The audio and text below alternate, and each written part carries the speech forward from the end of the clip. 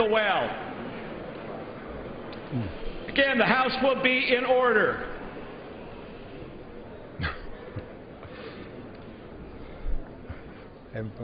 It is also in order.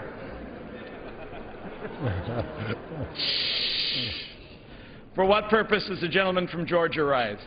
Mr. Chairman, I ask unanimous consent to withdraw my request for recorded votes on amendments number 21 and 22 to the end that they stand disposed of by the voice votes thereon. The clerk will redesignate each amendment. Amendment number 21, printed in the congressional record, offered by Mr. Brown of Georgia. Amendment number 22, printed in the congressional record, offered by Mr. Brown of Georgia. Is there objection? Without objection, the requests for recorded vote are withdrawn on amendments 21 and 22 and are not adopted.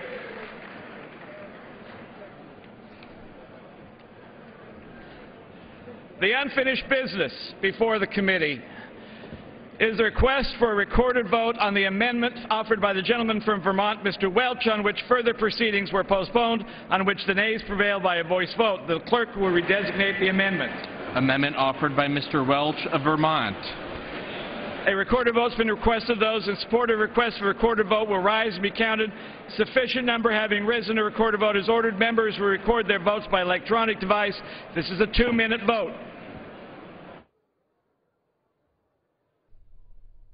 Well, this looks to be the last recorded vote in this series, an amendment by Representative Welch of Vermont, which would transfer $297 million from Research, Development, Test, and Evaluation account to the Spending Reduction account. This after Paul Brown of Georgia, you just saw there on the floor, made a request that his request for a recorded vote on 2 of his amendments, he settled for the voice vote, and they were approved by the House. So it seems as if this would be the last in this series of votes, but the House will get back to work on amendments to the 2012 defense spending bill, and that's still ahead, likely well into this evening and into Thursday, too. The House is coming in Thursday at 10 o'clock for morning hour for the general speeches, and then back to legislative work at noon on Thursday. Sometime tomorrow, the Democratic and Republican leaders of the House will fit in time for a meeting at the White House with President Obama on the debt and deficit. The President the other day inviting leaders down to the White House to continue that conversation. We are going to talk tomorrow morning on Washington Journal with Javier Becerra, who is the Vice Chairman of the House Democratic Caucus, and the focus of that conversation will be that meeting tomorrow at the White House. We'll also talk to Roger Wicker, who is a member of the Banking Committee in the U.S. Senate, Republican from Mississippi. Both of them joining us tomorrow morning on Washington Journal, the program getting underway live at 7 a.m. Eastern.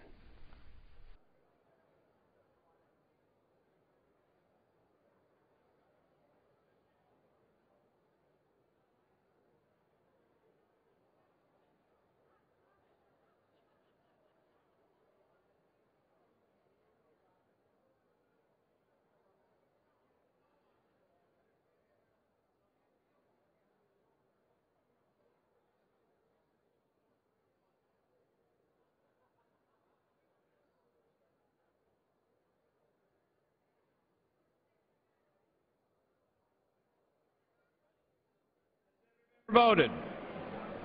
Does any member wish to change a vote?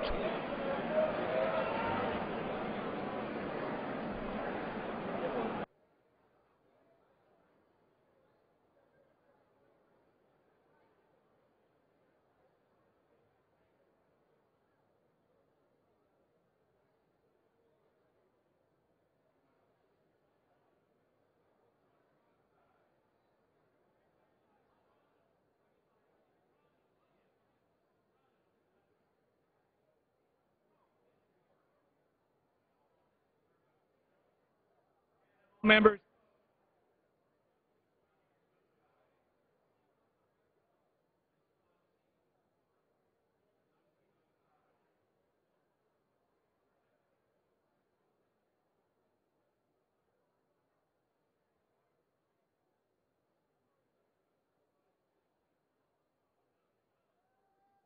This vote, the ayes are 99, the nays are 3.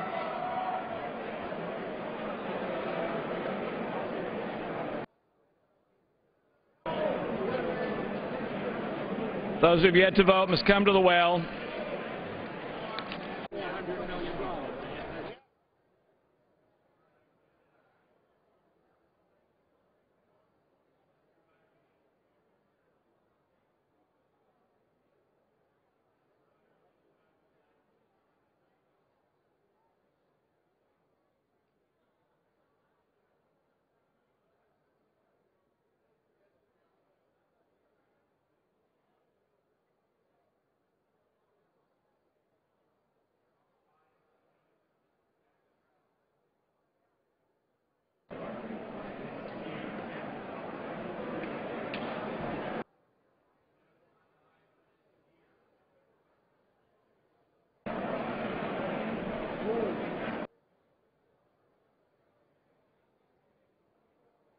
On this vote, the yeas are 98, the nays are 322. The amendment is not agreed to. The unfinished business is the request for a recorded vote on amendment number 62, printed in the congressional record offered by the gentleman from Michigan, Mr. Amash, on which further proceedings were postponed, on which the ayes prevailed on a voice vote. Clerk will redesignate the amendment. Amendment number 62, printed in the congressional record, offered by Mr. Amash of Michigan. Recorded vote has been requested. Those in support of the request for recorded vote rise and be counted. Sufficient number having risen, the recorded vote is ordered. Members record their votes by electronic device. Another 2-minute vote.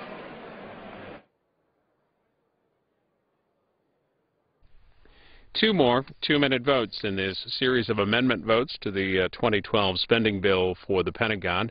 This one by Justin Amash would strike a section of the bill which compels the Department of Defense to perform contracting analysis prior to making outsourcing decisions. Again, 2-minute vote. One more 2-minute vote will follow this, and then the House is likely to resume consideration of additional amendments to 2012 spending for defense. This is a bill that would provide $649 for the next fiscal year. That's $8 billion less than requested, $22 billion less than current spending. It would include $119 billion for the wars in Iraq and Afghanistan. That's $40 billion less, mainly due to the Iraq drawdown.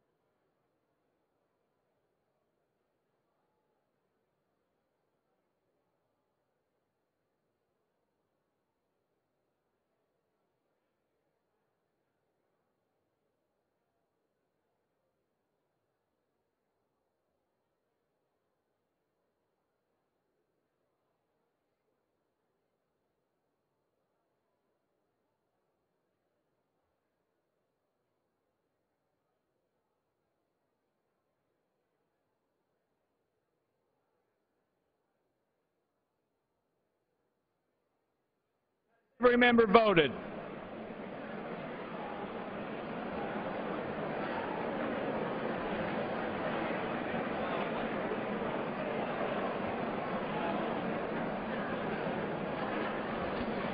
Does any member wish to change a vote?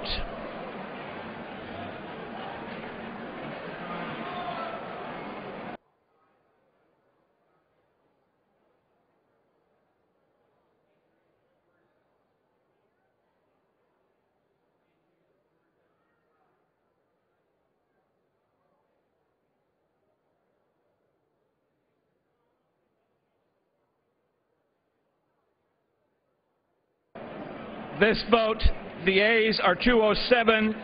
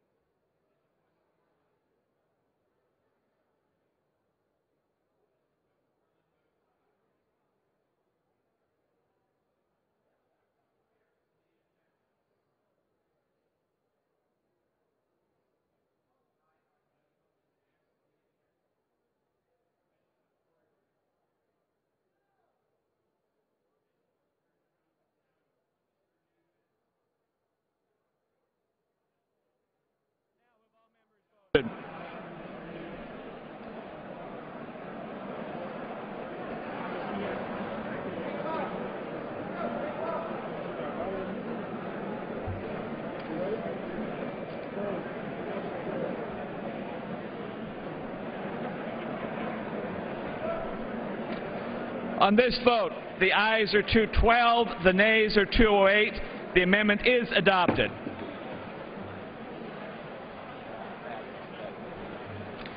The unfinished business is a request for a recorded vote on the amendment offered by the gentleman from Texas, Mr. Sessions, on which further proceedings were postponed, on which the ayes prevailed by a voice vote. The clerk will redesignate the amendment. Amendment offered by Mr. Sessions of Texas.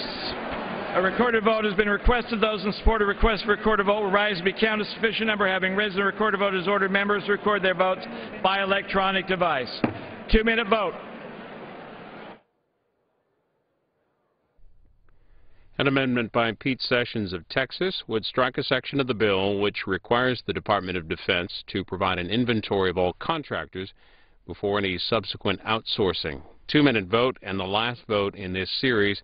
And this is likely the last series of recorded votes this evening, but the House tonight will continue working on amendments to 2012 defense spending, but no more recorded votes are likely. They are back tomorrow at 10 a.m. Eastern for morning hour general speeches and back to legislative work at noon, meaning more work on amendments to defense. And, of course, we'll have live coverage for you here on C-SPAN.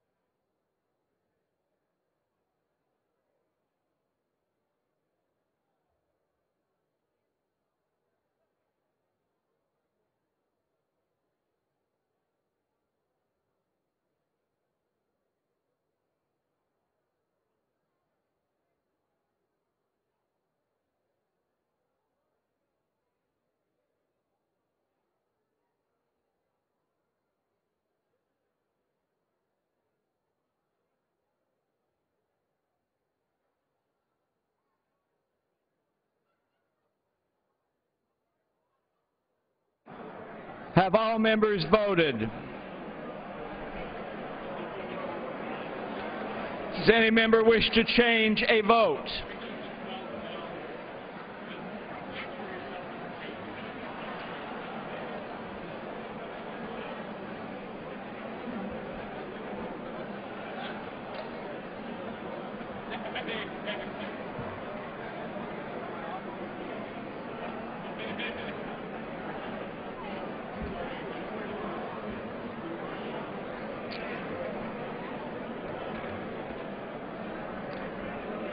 Again, have all members voted? Let's do it.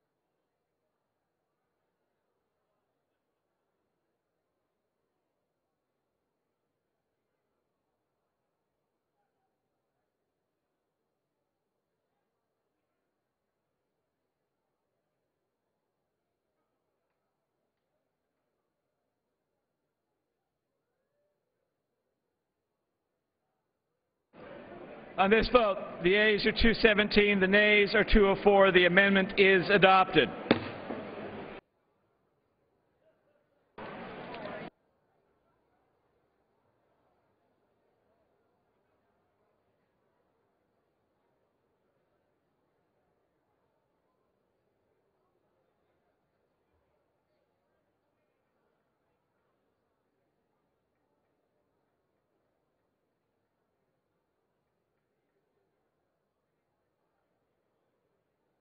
The committee will come to order.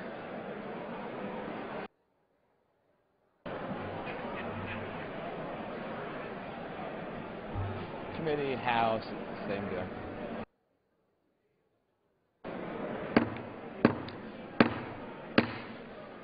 Committee will come to order. Would those members take their conversations off the floor or take a seat?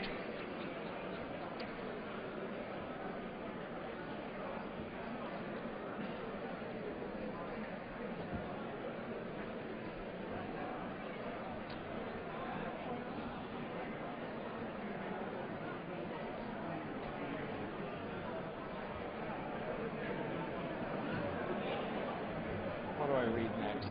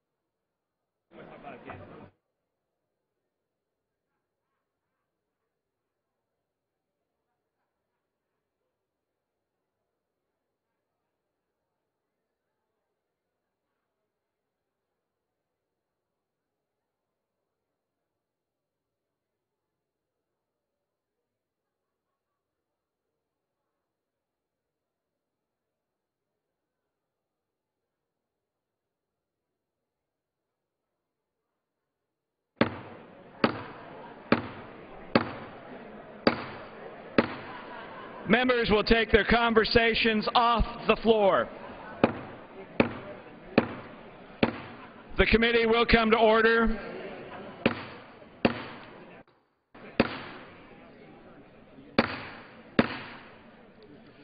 Those to my right will please take their conversations off the floor. Members will take their seats so we can proceed with business.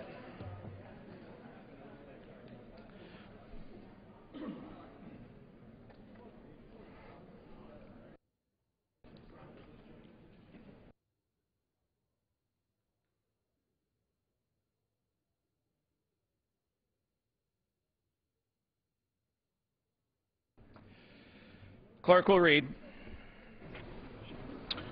Page 122, line 10, section 8128. The Secretary shall submit to the Defense Committees a report on $100 billion in efficiency savings identified by military departments in the budget covering fiscal years 2012 through 2016. For what purpose does the gentleman from Massachusetts rise? Mr. Chairman, I move to strike the last word. The gentleman will suspend. Again, those to my right, the gentleman from Massachusetts deserves to be heard.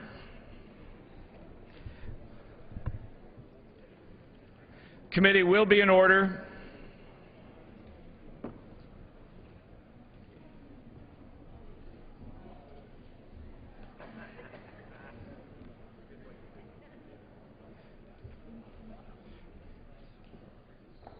It's your group.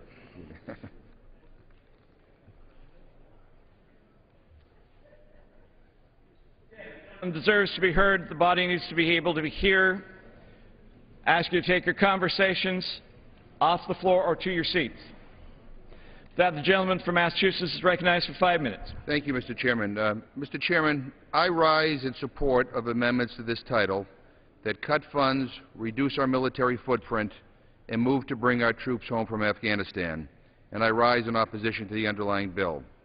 I want to commend the ranking member of the committee, Congressman Norm Dix from Washington, for his leadership in calling for a fresh look at how we carry out military operations in Afghanistan and the need for a strategy that brings our troops home sooner rather than later. Mr. Chairman, I just returned from a trip to Afghanistan.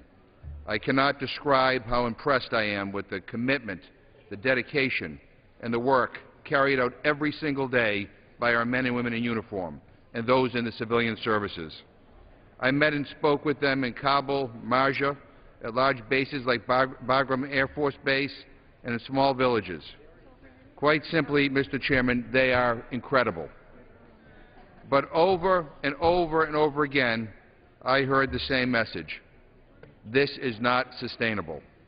The strategy that we are pursuing in Afghanistan is not sustainable, and it is costing us too much in human lives and financial resources to continue. It can't continue for another 18 months as called for by the President, let alone even longer. I stand here tonight more convinced than ever that it is time to forge a new path, a new strategy, built upon past and present accomplishments, but more aggressively focused on more rapidly reducing the U.S. military footprint in Afghanistan than the plan described last month by the President, accelerating the transition of combat operations to Afghanistan authorities, and an intense international and regional effort to secure a political solution to the Afghan conflict and defining a genuine regional coordinated effort that safeguards the region and the world from terrorist threats. While I was in Afghanistan, General Petraeus invited me and two members that I was traveling with, Congressman Allen West and Duncan Hunter, Jr., to attend a ramp ceremony. We may not always agree on policy, but we were united in how respectful, emotional, and moving we found the ceremony honoring the fallen soldiers who were being transported by the C-130 on their final journey home. Mr. Chairman, 1,650 American servicemen and women have sacrificed their lives in the Afghanistan war. While I was in Afghanistan, 6 more were killed. It was a reminder of the enormous sacrifice that our soldiers are paying. 2010 was the deadliest year of conflict to date in the Afghanistan war for U.S. and coalition forces and for Afghan civilians. This year, 2011, is on pace to be the deadliest year of the war. We need to end the war, not sustain it, Mr. Chairman. We are borrowing $8 to $10 billion each month for military operations alone. Borrowing, Mr. Chairman, borrowing. We know we can't sustain that, and we know that the Afghan government and security forces don't have the resources or the political will to sustain that level of resources once we leave. We need to find a new strategy and purpose to help bring this conflict to an end. The President and congressional leaders are in negotiations, grappling with how to deal with the national debt. It can't be done if we don't find the means and the political will to end this war sooner rather than later. According to CBO, we can save $1.3 trillion by ending these wars. That's trillion with a T, Mr. Chairman. We have spent approximately $3.7 trillion since 9/11 in Iraq and Afghanistan. We cannot afford another decade like the last one. It is simply not sustainable. We need to also understand that jobs and economic security and economic strength are central parts of our national security. While we serve as an ATM machine for a corrupt government in Kabul, we tell our own people that we have no money for roads and bridges and schools and teachers and police and firefighters and jobs here at home. Enough. I urge all of my colleagues on both sides of the aisle to support amendments that reduce our spending and military footprint in Afghanistan, help bring our troops home sooner rather than later, and call for a new strategy and a new direction in Afghanistan. And, Mr. Chairman, I will be submitting for the record 2 articles, one from the Washington Post entitled CBO, Ending the Wars Could Save $1.4 Trillion, and an article that appeared in Scientific American entitled Legacy of Mental Health Problems from Iraq and Afghanistan Wars Will Be Long-Lived. Mr. Chairman, the time has come for us to come together and find a different strategy in Afghanistan, one that will bring our troops home sooner rather than later. It is time to end this war. I yield back my time. Mr. Speaker. Gentleman yields back. For what purpose the gentleman from North Carolina seek recognition? Speaker, I move to strike the last word. Gentleman is recognized for 5 minutes.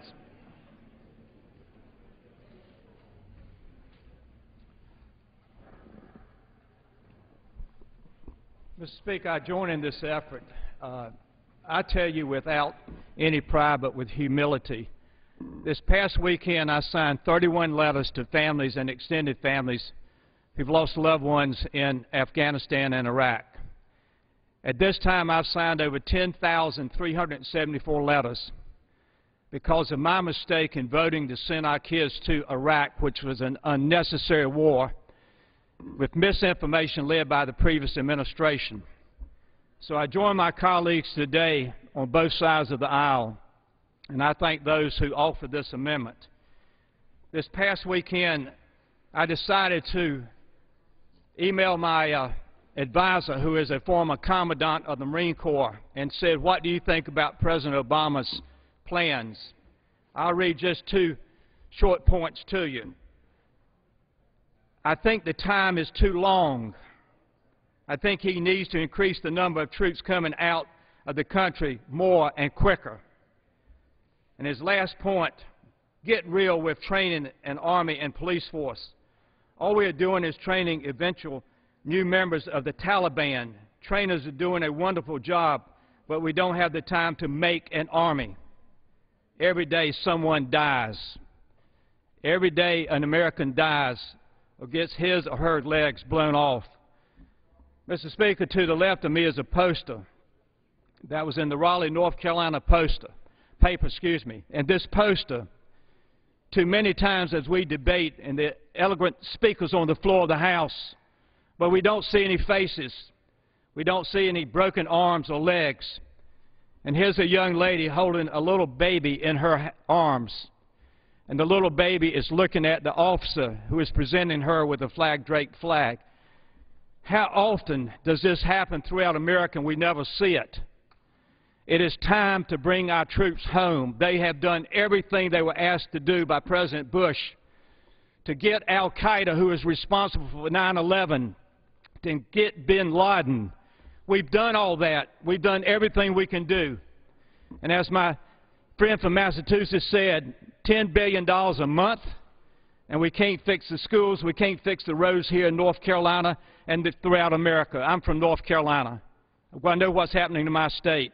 I know what's happening to the other states. Mr. Speaker, it is time to bring them home. We don't need any more babies coming to their moms and dads and saying, when is Daddy coming home? When is Mother coming home? And they're being told they're not coming home. They're gone. They've given their life for America. We've done enough for Afghanistan. It's a corrupt leader and a corrupt government, and we need to come home. I yield back the balance of my time. For what purpose the gentleman from New York rise? Last word. The gentleman is recognized for 5 minutes. Thank you, Mr. Speaker. There will be a number of amendments offered in the next little while by Mr. Garamendi, by Ms. Lee and myself and Mr. Jones and by others, all in various ways seeking to speed our exit from Afghanistan. I support them all. 2 weeks ago, the President proposed that we continue fighting in Afghanistan for at least 3.5 more years. In those 3.5 years, more of our soldiers will die, more of our treasure will be spent, and in the end, we will not be any closer to creating a stable Afghanistan or to enhancing our safety. The whole premise of this war is wrong. Fighting in Afghanistan does not enhance the security of the United States. 10 years ago, we were attacked on 9/11 by al-Qaeda. Al-Qaeda had bases in Afghanistan, and at that time it made sense to go in and destroy those bases, and we did. But the CIA tells us that there are now fewer than 100 al-Qaeda personnel in all of Afghanistan. So why are we still fighting there? Why will we still have 70,000 troops in Afghanistan at the end of 2012? Troops who will continue to risk their lives every day in a war that has already claimed too many American lives. And we will continue pouring billions of dollars into an intractable mess when we should be devoting taxpayer funds to our own economy, to our own jobs, our own housing, our own social programs, and our own education. Afghanistan is in the middle of what is so far a 35-year civil war. If we continue on this course, in 3 years, there will be several thousand more American soldiers dead, several $100 billion more dollars wasted, and 2 or 3 more provinces labeled pacified. But as soon as we leave, now, or in 2014, or 2016, or whenever, those provinces will become unpacified. The Taliban and the warlords will step up the fighting, and the Afghan civil war will resume its natural course. Our troops are fighting valiantly, Mr. Speaker, but they are on the wrong mission. We should recognize that rebuilding Afghanistan is both beyond our ability and beyond our mandate to prevent terrorists from attacking the United States. To delay the withdrawal of our forces and continue this terrible policy at so high a cost is quite simply unconscionable. It is unjustifiable to sacrifice more lives and more money on this futile endeavor. Mr. Speaker, we should withdraw our troops now, all of them, as rapidly as physically possible. I yield back. Gentleman yields back. Who seeks recognition? Gentleman, for what purpose? Gentleman from California, rise. Mr. Chairman, I move to strike the requisite number of words. Gentleman is recognized for 5 minutes. Thank you, Mr. Chairman. On March 16, 2011, I joined my co-chairs of the Congressional Progressive Caucus Task Force on Peace and Security and 76 other members of Congress in sending a letter to the President asking him to move swiftly to end America's longest war, the war in Afghanistan. Since then, the co-chairs have continued to call on the administration to move towards a significant, swift, and sizable reduction in our troops in Afghanistan, meeting or exceeding the number of troops on the ground before the escalation. Similarly, the Democratic National Committee, of which I am vice chair, called for a sizable and significant drawdown beginning in July. Even the U.S. Conference of Mayors called for an end to the Afghanistan war. In poll after poll, the majority of Americans are consistently calling for an end to this war. A significant redeployment of U.S. troops from Afghanistan beginning this month would have sent a clear message that the United States does not seek a permanent presence in Afghanistan. This move would recognize that we cannot afford the war in Afghanistan, costing nearly $10 billion per month, while American families struggle to stay afloat amid the slow recovery of our nation's economy. The co-chairs of the CPC Task Force on Peace and Security believe that a significant, swift, and sizable troop reduction in Afghanistan is necessary, especially given the fact that the CBO reported recently that ending the wars in Afghanistan and Iraq would save this country $1.7 trillion, and especially given the fact that a recent Brown University study shows that the United States has spent $3.7 trillion in these wars since 2001. Anything less hurts our nation's future and is unacceptable. It is time to focus on securing a future of economic opportunity and prosperity for the American people, and the President must move swiftly and boldly to end the war in Afghanistan and bring our troops home now. The President's announcement last month does not reflect a significant policy change in Afghanistan. This strategy does not represent a drawdown in Afghanistan, but rather aims at maintaining the status quo through the end of 2012. Simply removing the 30,000 surge troops from Afghanistan means that by the end of summer of 2012, we will be exactly where we were in late 2009. Tens of thousands of American soldiers will continue to fight a battle that their commanders insist will only end with a political solution. Peace in Afghanistan will depend ultimately on an Afghan solution, not on American soldiers. Everyone seems tired of this war, from Republicans and Democrats in Washington to Afghans in Kabul to Americans in Kansas. Administration officials acknowledged that due to Americans' mounting debt and deficits, war costs at nearly $120 billion annually for Afghanistan alone are no longer sustainable.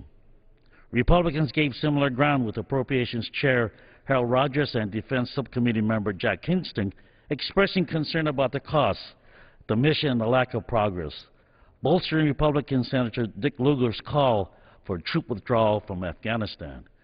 Nearly half the House weighed in during the recent defense authorization debate with a call for an accelerated plan to draw down troops and transition to Afghan control. Moving beyond what Washington wants, consider the Afghans who are at the receiving end of all of this. After a series of serious civilian casualties resulting from multiple indiscriminate NATO bombings, Afghan President Hamid Karzai has declared opposition to any and all airstrikes on Afghan homes. This adds to Karzai's insistence that foreign forces must end night raids, stop unilateral operations, and stay off roads and out of Afghan villages. The Afghan people are in no more pleased than Karzai with America's continued presence. Hardly a surprise, given that General Petraeus has increased bombing throughout the country by 80% in the last year alone. According to a recent poll, nearly 6 out of 10 Afghans said Western troops must leave on or before the original July 2011 withdrawal date. Only 17% say that the deployment should be maintained longer. After spending hundreds of billions of American tax dollars, the security and day-to-day life in many regions of Afghanistan isn't improving. Crime, economic opportunity, and freedom of movement are getting worse, not better.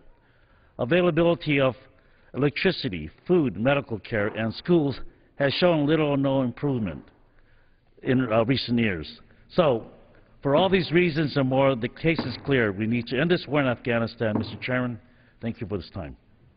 What purpose the gentleman from California rise? The gentleman is recognized for 5 minutes. I rise in opposition to the underlying bill and will seek an amendment shortly. Memorial Day was a time when 4 of my colleagues and I traveled throughout Afghanistan. We learned a great deal, and what we did learn, we brought home. 1,650 American men and women have died in Afghanistan. And yet the incredible dedication of American soldiers was easy to see. They risked their lives every day, and it was with the utmost respect that we honor them on Memorial Day and beyond. I have great respect for the President and recognize the difficult situation and decisions that he must make. But frankly, I think he made the wrong decision. The killing of bin Laden gave us the opportunity to pivot, to go in the direction that we must ultimately go, which is to focus like a laser on al-Qaeda wherever it is in this world, including our own country. We must do that. And yet the decision to maintain in Afghanistan a troop level that really reflects what existed in 2009 is not sustainable. It's costing us a fortune that we could ill afford. This entire town is caught up in a debate over the deficit and the pending default crisis. And yet we seem to want to continue to pour money into Afghanistan, into a 5-way civil war for which there is no military solution. Negotiations are essential. Yet is this country pushing forward the negotiations? If so, it's in secret. And I certainly hope it is there, because therein lies the solution. I think we don't need 100,000, 50,000, 60,000 troops in Afghanistan. We really only need a handful to focus on al-Qaeda, wherever they may be in that region. And so if we were to draw down our troops in the next 18 months to 25,000 in Afghanistan and then 10,000 in 2013, we would begin to get to a level over an appropriate course of time. And it is this House's responsibility to put forth an appropriation bill that provides money for only that and no more, to limit the funding.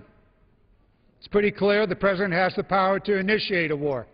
It's equally clear that we have the only power to fund the war. And if we say no, then this war will cease. If we say only this amount of money for only this purpose, then this war will rapidly diminish. There will be amendments on the floor shortly to achieve that goal, and we ought to proceed in that way. Will the gentleman yield? We need to rebuild America. We need to bring the money and the troops home and rebuild this nation. We can do so when this war is over. Until then, this is a sump in which we are pouring the lives of American men and women, and even more Afghan men and women, and our treasure, to the detriment of this nation's economic strength. I oppose this war, along with my colleagues, and I'd ask this House, Democrat and Republican alike, to use the power of the purse to bring this war to a rapid and appropriate close, and fund the negotiations. Fund the war on al-Qaeda, not the war in Afghanistan. Will the gentleman yield? Yes. I want to thank the gentleman for raising the issue of cost, but I want my colleagues to understand what we are actually paying for military operations in Afghanistan. We're borrowing $10 billion per month, $2.3 billion per week, $328.3 million per day, $13.7 million per hour, $228,000 per minute. And we are having a debate right now over how we get the debt under control, and these borrowed monies are not even a subject of discussion. If you want to get the debt down, you got to deal with these war costs. And I can't believe that for those who are advocating the status quo that they don't want to pay for it. It's going on our credit card, and I think that that's unacceptable. But this is an enormous cost to us here in our own country. I thank the gentleman. Reclaiming my time, Gentleman's time has I expired. yield. For what purpose the gentlelady from California rise? Gentlelady is recognized for 5 minutes. I am opposed to the underlying bill because it does not do enough to withdraw our troops from Afghanistan. Earlier this month, the President made an important announcement. He plans to withdraw 10,000 troops from Afghanistan in the next 6 months and another 20,000 by next summer. This is a step in the right direction, and I commend the President for following through with the drawdown plan. But the American people are crying for a significant and sizable drawdown, and we are still too far from that. Even after these troops come home, which won't be for another year and a half, we will still be exactly where we were in 2009. 70,000 American soldiers will still be serving in Afghanistan, and I can't help but wonder why. The ongoing financial and human costs of this war are now indefensible. We spend $2 billion a week on the war effort in Afghanistan, and what's worse is that our own money is working against us. Last year, I was outraged to learn that taxpayers are spending $2.16 billion on private contractors in Afghanistan.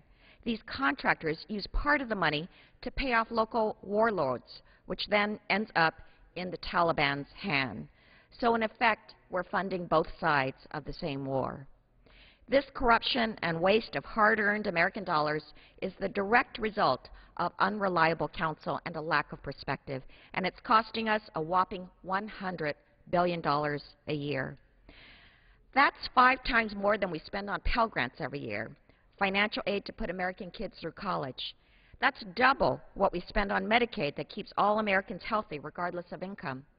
And $100 billion would completely pay for the Homeland Security Department, Commerce Department, Department of Science, and the entire judicial branch combined.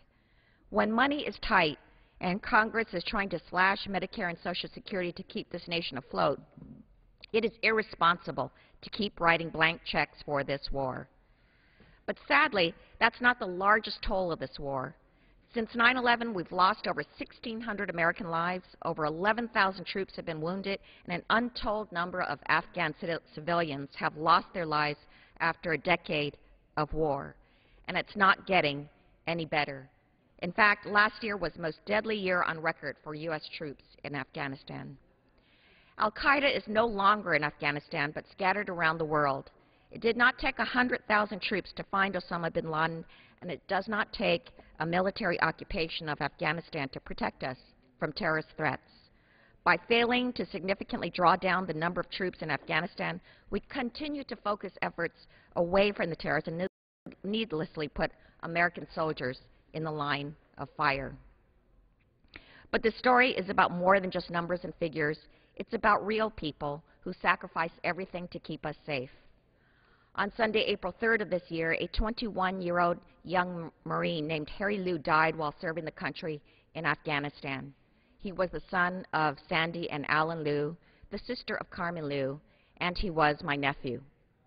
Harry died while serving on watch duty in Helmand Province.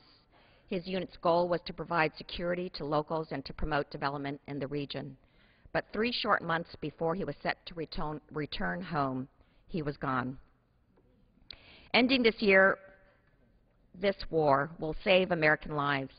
Ending it will let us focus on fighting terrorism around the globe. Ending the war will save money at a time when we need it the most. It is time to end the war in Afghanistan, bring our troops home, and begin seriously addressing our real security needs. Gentlelady yields back. For what purpose does the gentleman from California rise? To strike the last word. Gentleman from California is recognized for 5 minutes. I very much appreciate the time, Mr. Chairman, and I rise only because I can't help but be moved by the Progressive Caucus's interest in getting us out of Afghanistan as quickly as possible. I know of those who are very concerned about America being involved in wars anywhere. It was not my intention to speak about this subject until I heard my friend, Mr. Garamendi from California, who has an amendment later that would strike the funding for approximately 2.5 months of the supposed cost of this effort in Afghanistan. And as I thought about that, I would want to caution my friend, Mr. Garamendi, and others about the role in Afghanistan. And indeed, it's important for us to know. Those of us who may have read Charlie Wilson's War, I'm sure my colleague has read it thoroughly. But Charlie Wilson was a colleague of mine on the Subcommittee on Defense who first raised the prospect of challenges in Afghanistan. At that point in time, the Soviet Union was attempting to move into Afghanistan to take over that entire country, giving them access to the entire region, warm water port, and otherwise. If it had not been for, in my judgment, the effort made as a result of Charlie Wilson's War, and the efforts of Pope John Paul, who was then the bishop from Poland, perhaps it's very possible the Soviet Union never would have fallen. But indeed, Charlie Wilson's War created a circumstance where the Soviets did withdraw from Afghanistan. And so we are right on the edge of opportunity and peace and freedom in Afghanistan. And what I'd caution my colleague from California about is following that. What did America do? America did what we often do in the world where there is strife and struggle, where we're asked to play a role in leadership, providing for opportunity and change for peace. The vacuum that was left in Afghanistan as a result of our walking away after the war, after the Soviets left, was that vacuum, and within the vacuum there came terrorists who would have America and freedom in mind. Indeed, as a result of that vacuum, Al-Qaeda, Taliban and others got strength and found terrorist center. And now we're involved in a war that involves the future of the world, not just peace for the world, but American peace as well. Indeed, I would be very cautious as we go about suggesting that we ought to just automatically walk away from the Commander-in-Chief's plan. Indeed, if we are not careful, the vacuum will catch up with us, and America will find itself in a much broader and a much more intense struggle. So with that, I yield back the balance of my time. Would the gentleman yield? The gentleman yields back. I did. For what purpose does the gentleman from Tennessee rise? I move to strike the last word. The gentleman is recognized for 5 minutes. Thank you. Before I yield to my colleague from California to respond, I would like to mention, I appreciated Mr. Lewis's history, but I would suggest to you that Al-Qaeda could have found a base in Yemen. They could have found a base in the Sudan. They could have found a base in other places. There was nothing particularly unique about Afghanistan that allowed them to have that base there. The fact is, we went into a country to fight al-Qaeda who was all in the mountains in Pakistan, and even in the cities in Pakistan, probably with the knowledge of the Pakistani government. And we've wasted a lot of money and lives in an area where we didn't need to be, because that war will continue. There are only 100 al-Qaeda, give or take, left in Afghanistan. But there are al-Qaeda in other spots in the Middle East. And al-Qaeda's people have plotted terrorist activities from Germany and from other places in Europe. They don't need Osama bin Laden's base to have activity. There's nothing unique. But as far as the Soviet Union went down for goodly reason because of all the money they spent in Afghanistan. True, we were there fighting them. But their attempt at gaining empire, which has been the loss of many empires, stretching too far and going beyond their supply lines, killed them. They spent money there, and they'd like us to stay there. They're being real nice to us. They're helping us with bases to bring in armaments and troops and supplies. Come on, America. Spend your money. Break your government. Come like we are, broken. It was a mistake.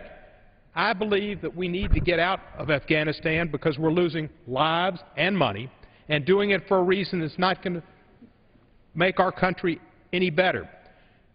Mr. Lewis talked about strife in places in Afghanistan. I'll tell you about strife in the United States of America, in my city, in Detroit, in Philadelphia, in Boston, in Chicago. You go to the inner cities in America and you'll see people without hope and without opportunity. That's where infrastructure needs to be built. That's where education needs to be affirmed. Not in projects in Afghanistan, but in the United States of America. And that's what the Conference of Mayors said, that we cannot afford this. While our cities go to decay and our people lose their opportunity and our middle class is destroyed, we fight a war in Afghanistan which was the war of another generation, which we should have learned from history in the Soviets' experience and what happened to them. And if you don't learn from history, you're doomed to make the same mistakes. And I see that happening. Admiral Mike Mullen said, national debt is our biggest security threat. Admiral Mullen, national debt is our biggest security threat. He said at a breakfast recently, just last month, in a tribute to the troops, that that is the biggest problem we have. And when you have a security debt, like a problem like that, and that's a security interest, you go to your biggest spot where you can save money, is this defense budget. In this war that is draining and has cost us so much, Afghanistan and Iraq. Mr. Garamendi, I'd like to yield to you because there were some things addressed to you. You don't want, all right, I'd yield to, all right. But I have some amendments coming which I'm going to offer that would reduce the amount of money we spend with the forces and also the amount of money we spend with the infrastructure and the development there in Afghanistan. The fact is, just like in Iraq, we put in equipment and buildings, and then we leave, and they don't have the ability to maintain those buildings or maintain that equipment, and it goes to waste. We don't need to be wasting our resources, leaving them there where they will just go to waste. We need to spend those resources in America and create jobs in America and hope and opportunity for America. And I'd like to yield whatever remaining time I have.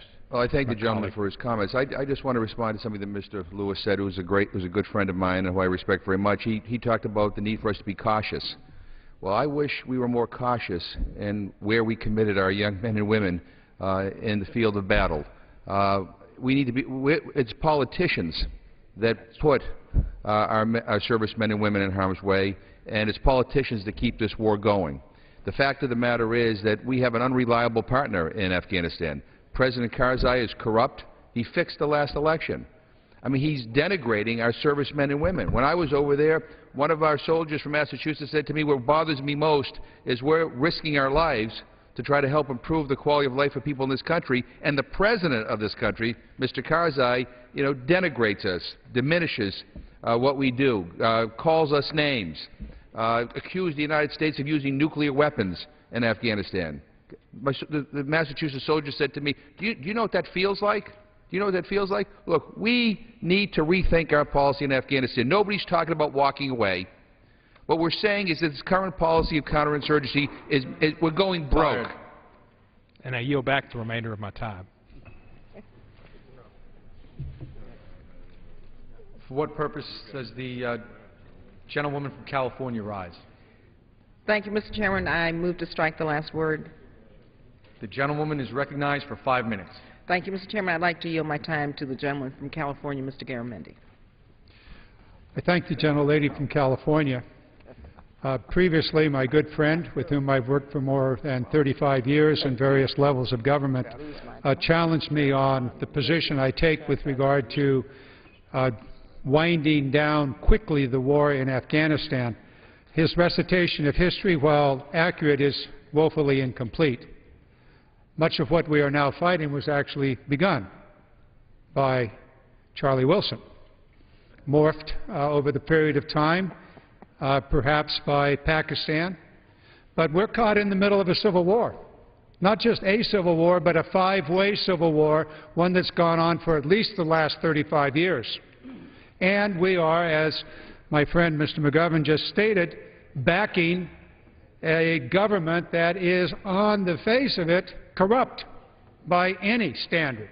So what are we doing here? What is this all about? When in fact we went into Afghanistan to get al-Qaeda, and we did. There's only a handful there. There are probably far more al-Qaeda sympathizers and maybe active members in the United States than in Afghanistan. So why do we have over 100,000 American troops and another 40,000 NATO troops in Afghanistan? I did not suggest that we leave a vacuum. Instead, I suggest we leave a small force behind that goes after al-Qaeda. Take them out, wherever they happen to be. Bring our troops back home. Go back to the original mission in Afghanistan. Go after al-Qaeda. And you're quite correct, my colleagues, they're in Somalia, they're in Yemen, they're in other parts of this world. And the more troops we have in Iraq and Afghanistan, the more reason we give to those who want to recruit yet more al-Qaeda members. This makes no sense going forward. Yes, we will have a continuing obligation. But if you take a look at the strategy that is now in place, one that calls upon America to maintain its troops, then you can count on a larger deficit. That makes no sense to me. Let's bring our troops home rapidly. The amendments that will be on the floor will cause that to happen. We have the power of the purse here. This nation can no longer sustain $120 billion a year in Afghanistan. When our bridges are crumbling, when our children are not educated, when we cannot afford, and just the budget you're putting forth, cannot afford to feed our children, care for our elderly, this war must end, and it must end soon. I have great respect for the President, but he's got the wrong strategy. He's continuing on the strategy that, by the proof on the ground, does not work. Pivot. Go back to what we once said was our goal. Get al-Qaeda. Take them out, wherever they happen to be. And we know we can do it. We have done it. And anybody that wants to play the al-Qaeda game on their side, know that this nation has the capability to take you out.